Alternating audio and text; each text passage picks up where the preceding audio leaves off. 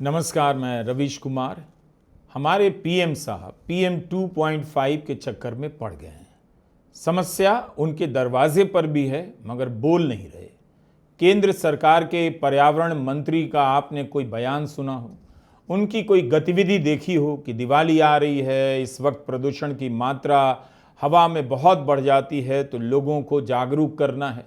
क्या आपने पर्यावरण मंत्री को इस विषय पर चिंता करते देखा है? लेकिन पीएम साहब पीएम 2.5 से बचते हुए नजर तो आए।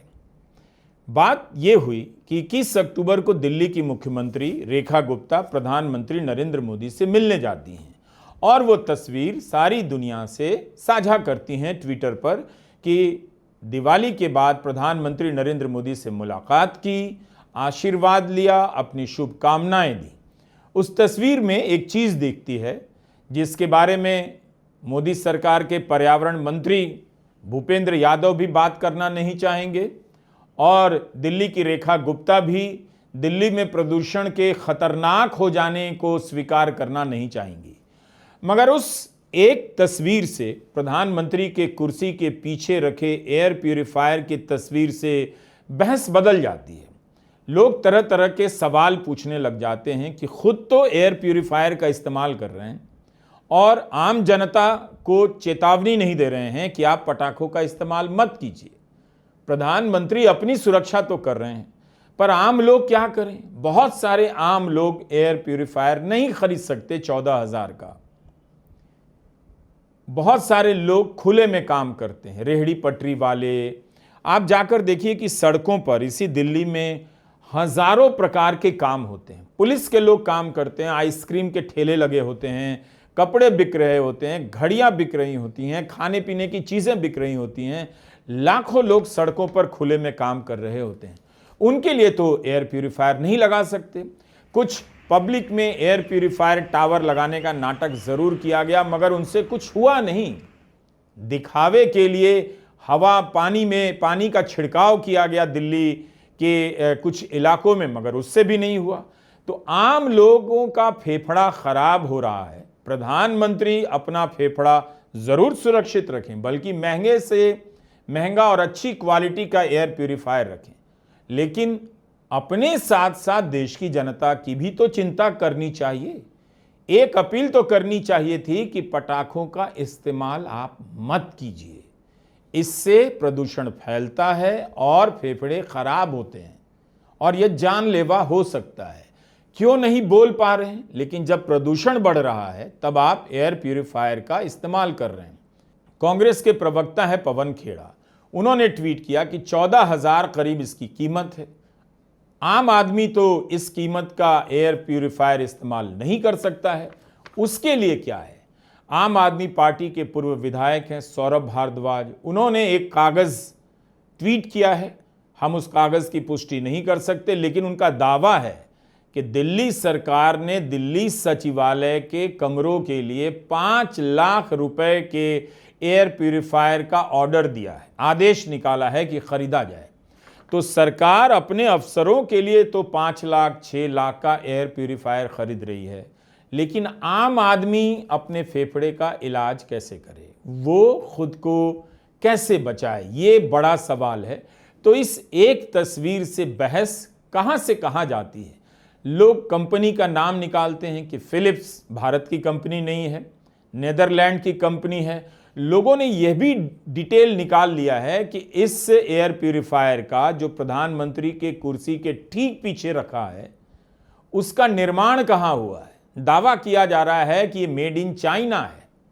अब आप बताइए, प्रधानमंत्री नरेंद्र मोदी आत्मनिर्भर भारत पर भाषण देते हैं, लोगों से कहते हैं कि आप अपने घर में उन चीज़ों की सूची बनाइए जो विदेशी हैं, तो कम से कम प्रधानमंत्री नरेंद्र मोदी को अपने निवास में या दफ्तर में इस्तेमाल हो रहे उन सभी चीज़ों की सूची जारी कर देनी चाहिए कि उनका निर्माण चीन में हुआ है या कहाँ हुआ है। वे भारत में ही बनी चीज़ों का इस्तेमाल करते हैं, खुद तो उदाहरण नहीं बनते, लेकिन भाषण उनका हमेशा आत्मनिर्भर भारत को लेकर चलता रहता है। तो ये एक विवाद इस प्रदूषण में नया मोड़ लेता है प्रधानमंत्री और दिल्ली की मुख्यमंत्री रेखा गुप्ता के मुलाकात की तस्वीर से। रेखा गुप्ता के पुराने बयान भी निकाले जा रहे हैं कि जब आप विपक्ष में थीं तब आप दिल्ली की हवा को जहरीली बताया करती थीं, और अब आप तुलना कर रही हैं कि पिछली 3 दिवालियों की तुलना में दिवाली की अगली सुबह दिल्ली में प्रदूषण के आंकड़े कम हैं, जबकि तथ्य पर तथ्य दिए जा रहे हैं कि दिल्ली में इस बार प्रदूषण की मात्रा कहीं ज्यादा अधिक थी, WHO के बताए मानक से भी ज्यादा। फिर मुख्यमंत्री किस आधार पर यह दावा करने आ रही हैं, जबकि अखबारों में छपा है कि दिल्ली दुनिया के सबसे प्रदूषित शहरों में से एक है।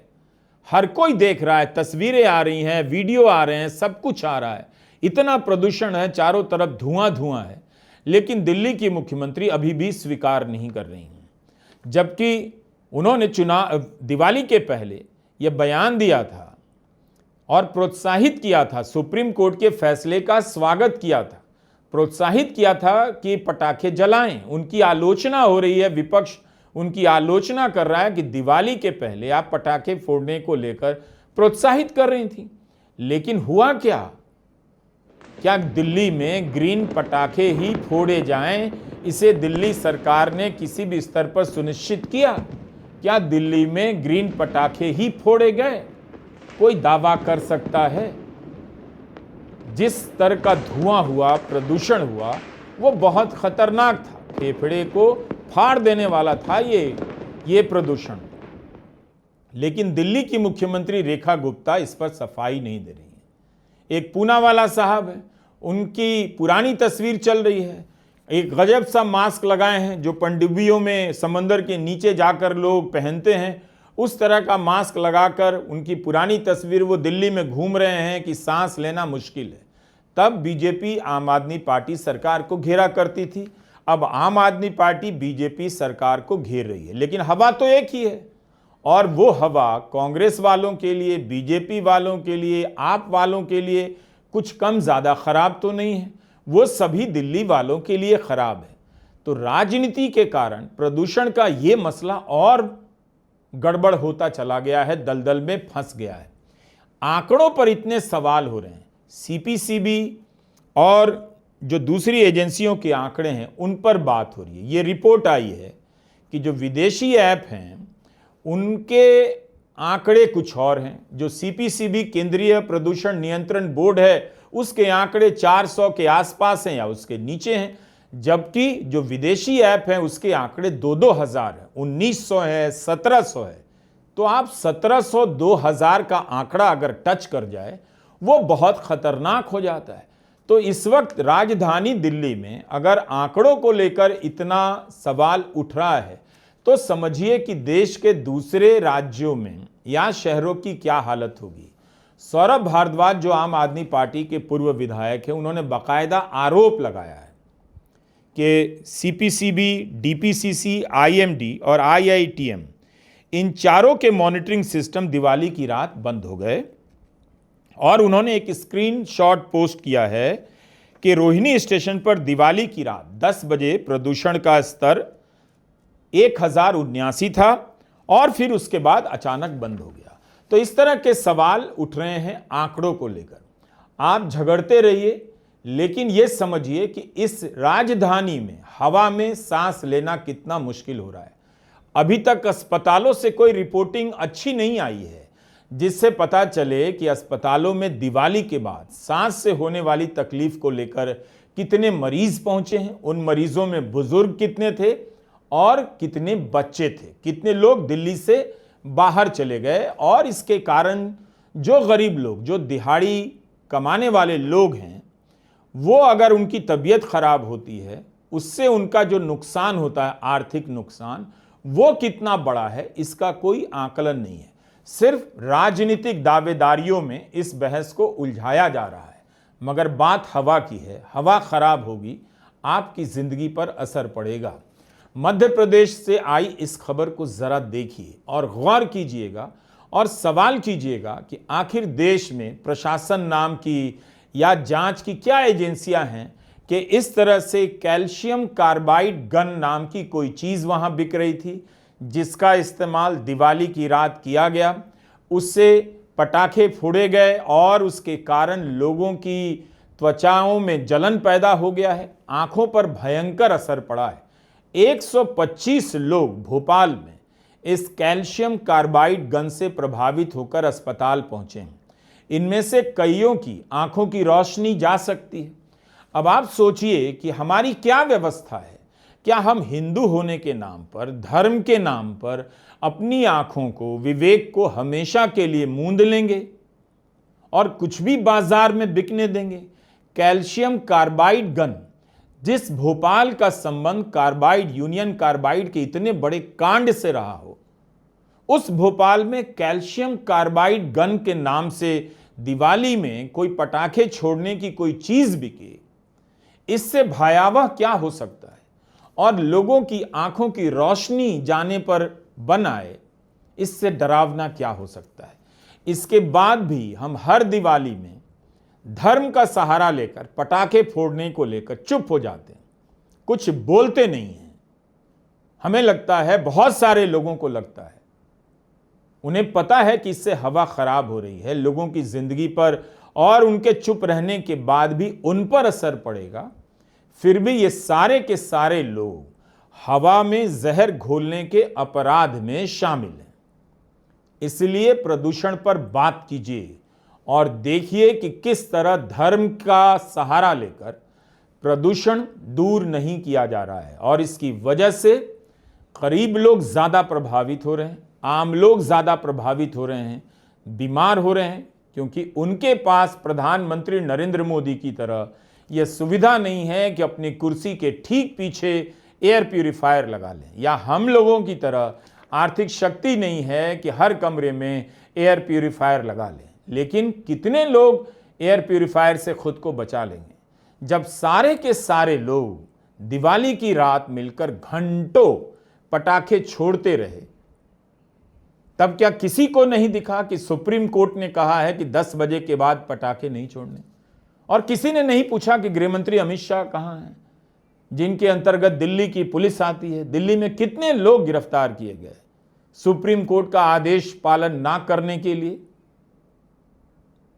क्या आप जानते हैं कि दिल्ली में या दूसरे शहरों में इन पटाखों की वजह से आग लगने की कितनी घटनाएं दर्ज हुई हैं? कितना बड़ा नुकसान हम अनियंत्रित तरीके से पटाखे चलाने के कारण कर रहे हैं। अपने फेफड़ों को कैंसर का तोहफा दे रहे हैं। यह वो बीमारी है कि एक बार किसी को जकड़ ले तो पूरा परिवार उसकी जद में आ जाता है।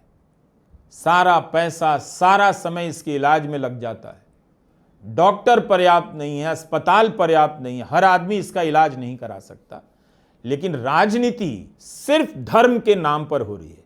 अगर इस सवाल से आप केवल धर्म को हटा दें, तब मुख्यमंत्री से लेकर प्रधानमंत्री, इन सब को जनता से आंखें मिलाने में हालत खराब हो जाएगी। जवाब देते नहीं बनेगा कि इनके रहते दिवाली दर दिवाली हवा की हालत ऐसी क्यों होती है और बच्चे दर बच्चे, बुजुर्ग दर बुजुर्ग इससे प्रभावित क्यों होते हैं। तो इसकी बात जरूरी थी। आप देख रहे हैं हमारा चैनल नई सड़क, रवीश कुमार नई सड़क। इसके अलावा रवीश कुमार ऑफिशियल है और एक भोजपुरी का चैनल बिहान है। आप सभी से अपील है कि रवीश कुमार ऑफिशियल ज्वाइन करें और अलग अलग फॉर्मेट में हम कुछ भी करने का प्रयास कर रहे हैं, उसे देखें, सराहें और अपना समर्थन देते रहें, प्यार देते रहें। नमस्कार, मैं रवीश कुमार।